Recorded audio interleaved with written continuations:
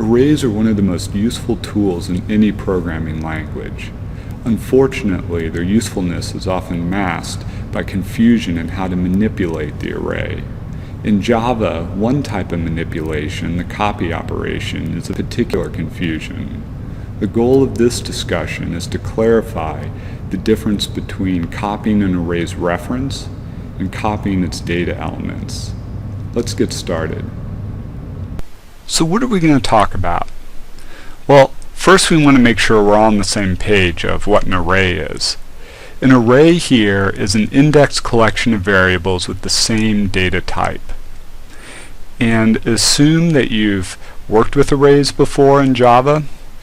The nice thing about arrays are they're used to solve any serious problem. If you look at any real-world problem, arrays fit in some part of it. And arrays can be found in practically every programming language. Java, you can use them directly, which is what we're going to do, or behind the scenes in the collection interface. Either way, arrays will show up. Even if you look at database work, when you think of a relational database, you look at one row, which is made up of columns of different types of data, but that one row can be thought of as a compound element, a single element of an array, where the total elements are all the rows in that database table. So arrays are everywhere. And they're especially on Oracle's Java programmer exam. So to get Java certified, you need to at least understand, for the first programming exam, creating and using arrays, and then how to declare, instantiate, and initialize one-dimensional arrays, which we'll look at. In this discussion, we're going to focus on the difference between copying an array's contents and copying the reference. And that's really the heart of the matter for copying arrays, where the real confusion lies, is that difference between the array contents and the array reference.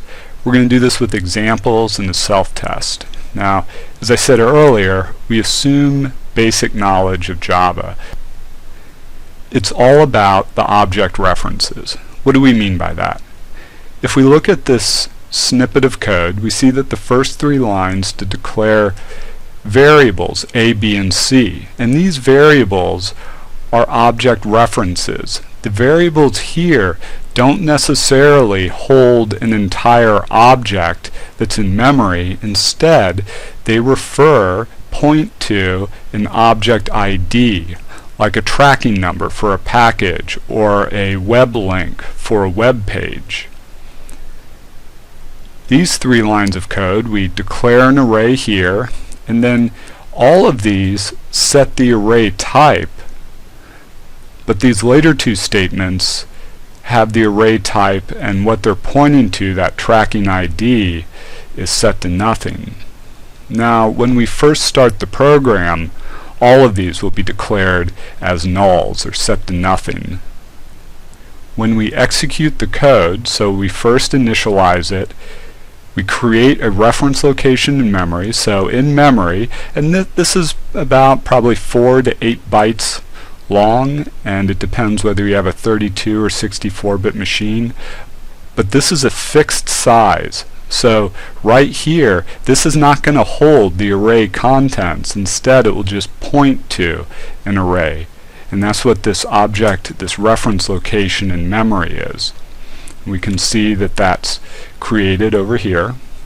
Now, what happens next with this is we're going to initialize an array.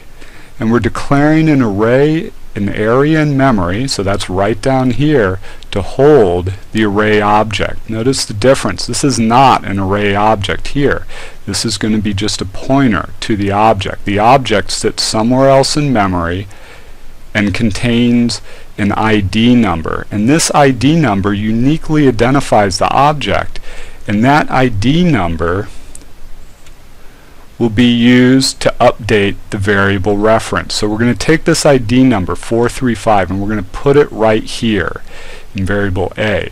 So variable A holds the number 435. It doesn't hold the contents of the array 1, 2, 3, 4, 5. Instead, it just holds this ID number. If we summarize this, we look at, well, an array in Java is just a container of objects which holds a list of primitives. In this case, it's primitives doubles, but it could also be objects like strings or objects you create.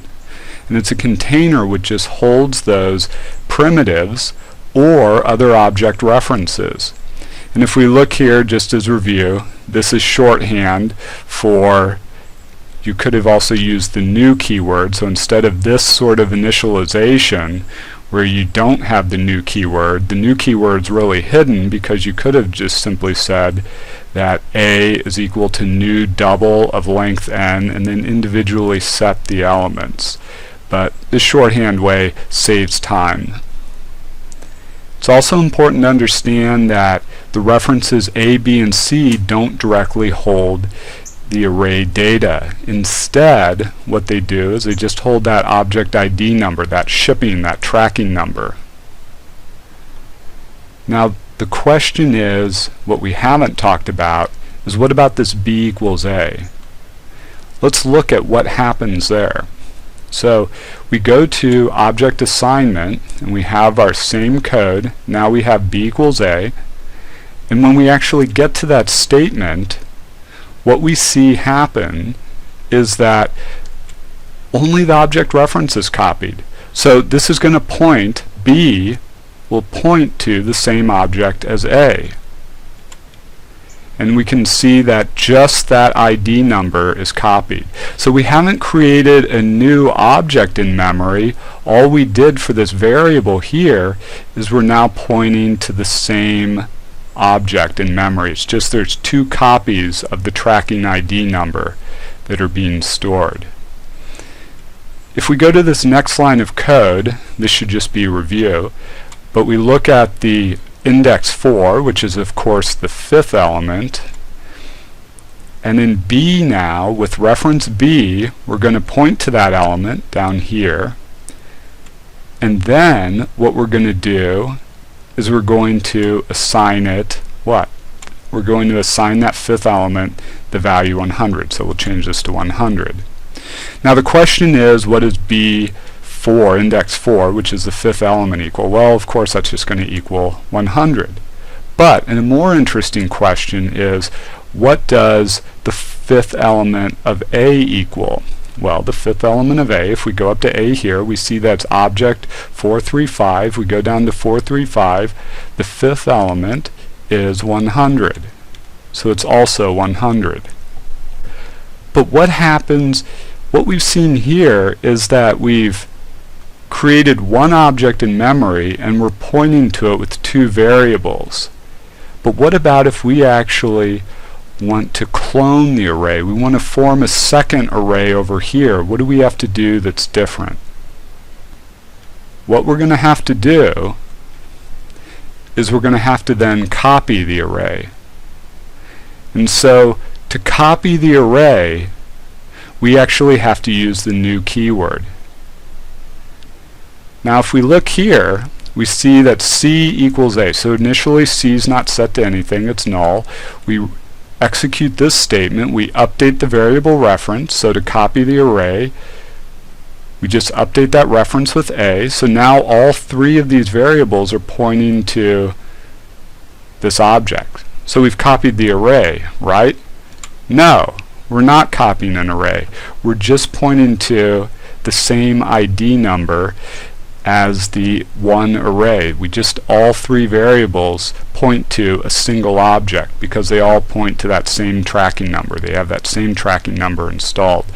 What we instead want to do is we want to create a new object in memory with the new keyword, and what that does is it actually creates another object with a unique ID number, with a unique tracking number. We take that number and then we assign that to C. So now we have two copies, or two independent arrays in memory, three variables. A and B point to one array, and then variable C points to another. Now to finish copying or cloning the array, what we have to do is copy these elements over to here, and we can use a for loop for that.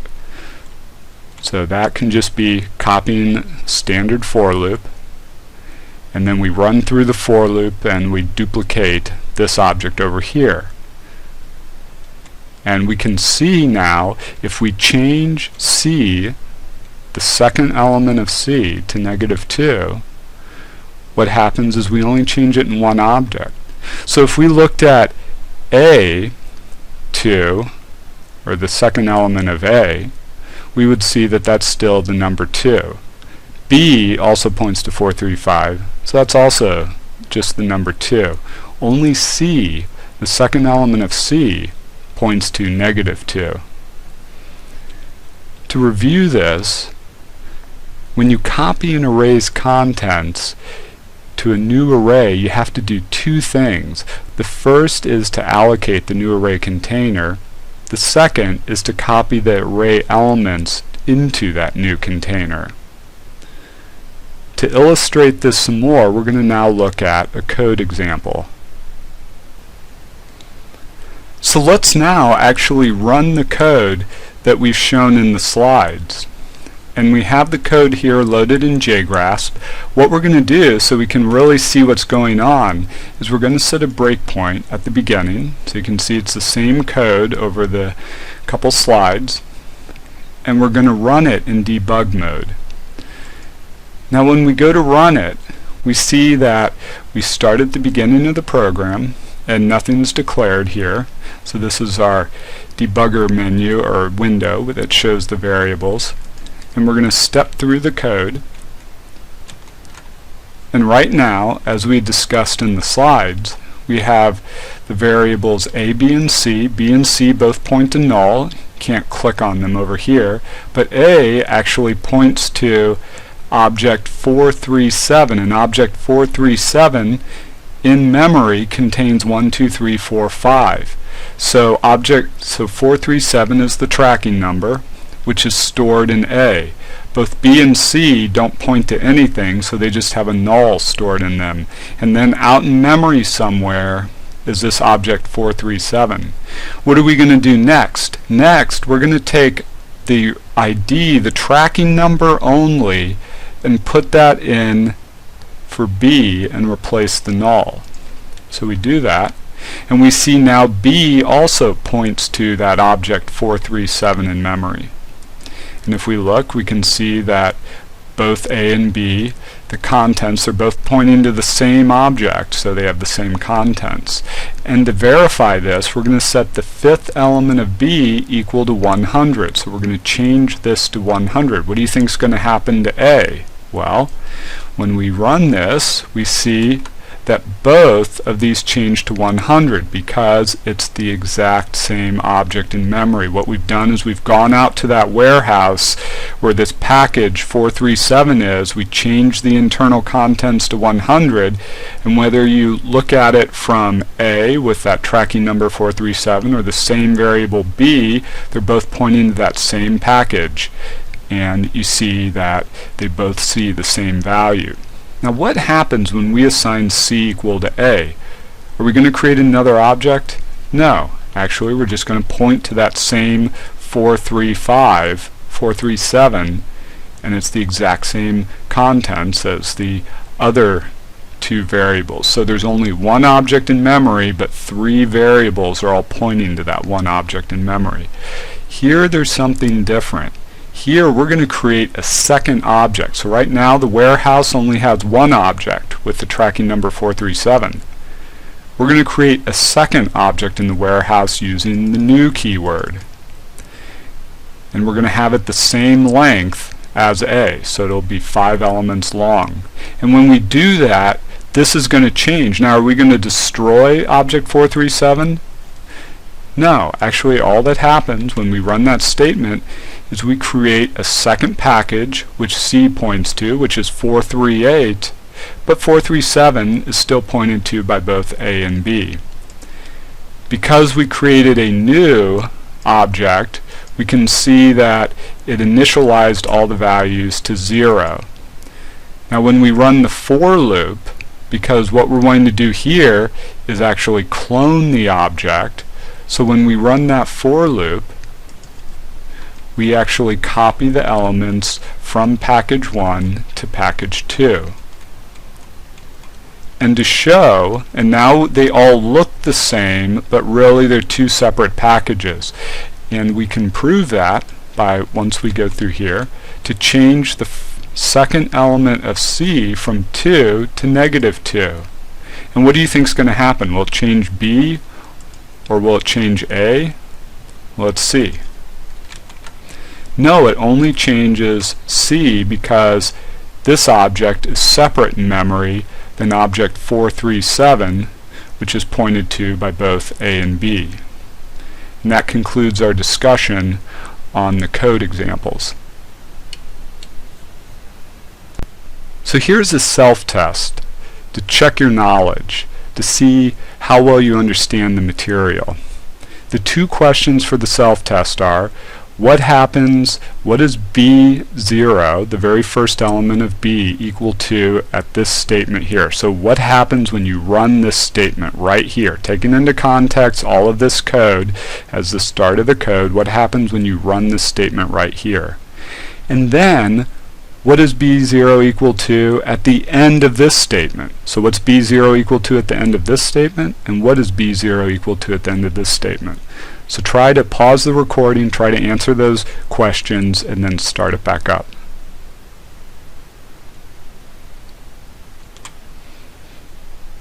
Okay, have you answered the questions for the self-test? Well, here are the answers. So what's B0 equal to at the end of this step? It's actually not equal to anything because you're going to get a null pointer exception. Why? Look what happens. A is equal to null, B is equal to null. You assign B equal to A, which is just setting B still equal to null. Now here you create a new array, a new object in memory, and assign that to A. Let's say that's also 435. But B is still equal to null. So even though you've created an array, you associated A with B, you just copied the value of null into B. It's not somehow forever tied to A. So once A changed, it received, it's now pointing to another array that broke any connection with B, and B is still null. So this statement, A0, works because A has been allocated memory, but when you try the first element of B to assign that to 2, you get a null pointer exception because there is no array object assigned to B. It's just equal to null. Now if you do assign something to B, so the rest of this would be invalid. But if you remark out this statement and then continue executing here and set B equal to A, this solves the problem. So B is equal to A. Now the array that was declared for A is equal to B. So they're again pointing to the same array object in memory. So what happens? You set B, the second element of B, equal to 6, which is setting the second element of A equal to 6. And when you go to add these two elements together, what you get is the second element of, or the third element of B here, which is the third element of A, so that's going to be 11, added to the second element of A, and the second element of A was set by the second element of B, which is 6. And when you add 11 plus 6, you get 17. And we're going to now illustrate that by running JGrasp with this code example.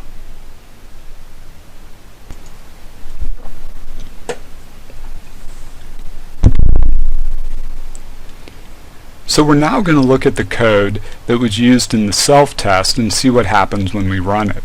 We first set a breakpoint, and when we get to this statement here, we see that we've only created 2 references, but those array references don't actually point to any arrays. They're just pointing to null or nothing.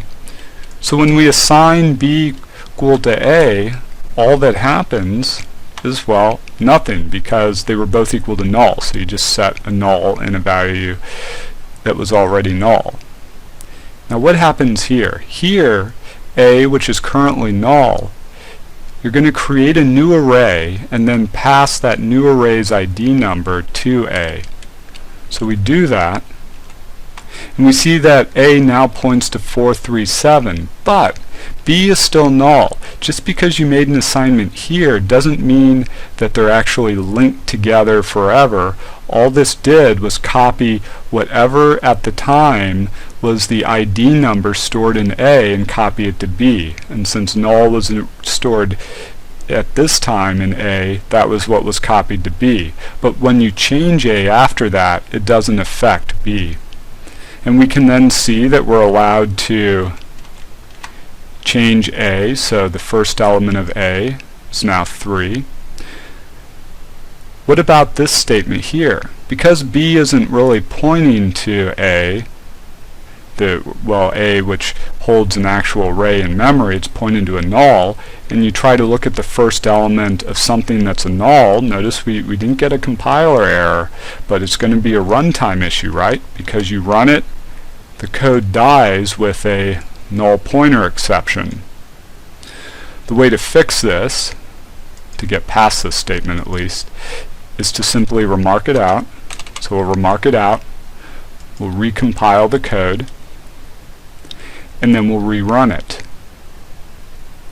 And when we go to rerun the code,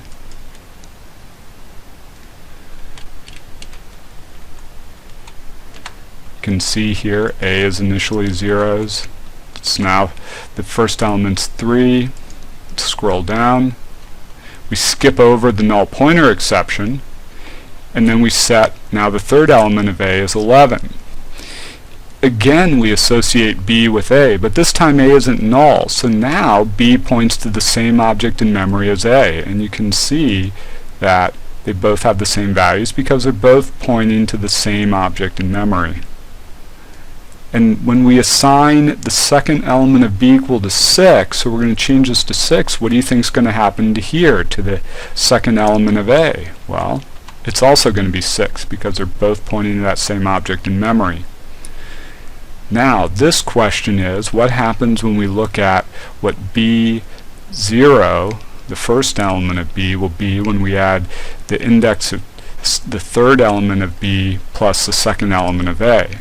We can see because they're the same, the third element of B is 11, the second element of A is 6, which is also B because they're both pointing to the same object, and so you add 6 plus 11 and you get 17. So what's the shortest way to summarize this discussion? There's really 2 points here, and that is, if you copy an array reference, it'll cause multiple variables to point to the same array. So just assigning variables the same array reference, so if there's only one object or that one reference in memory and you assign multiple variables to it, you're not creating more arrays. You're just having multiple variables point to the same array. So anything you do with one variable, you change elements with one variable, it's going to be seen by all the others. And if you have a existing variable and you reassign that to another array, it doesn't change the values in that first array. So whenever you make an assignment, all linkages are broken. It's just now pointing to a new ID number. It's like you just erase that ID number and put a new ID number in for that variable. You haven't necessarily deleted an array or changed the array, the underlying array. You just deleted the ID number or tracking number that variable points to.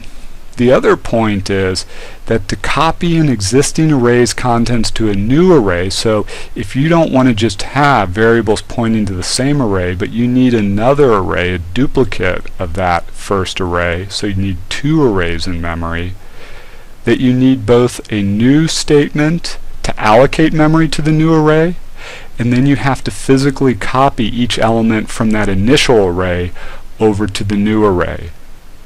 So these 2 differences between understanding and being able to describe how creating multiple array references which point to the same array in memory and then actually creating new arrays in memory, being able to do that is critical for your understanding in Java, and then whether it's for the certification exam or writing software or other programs.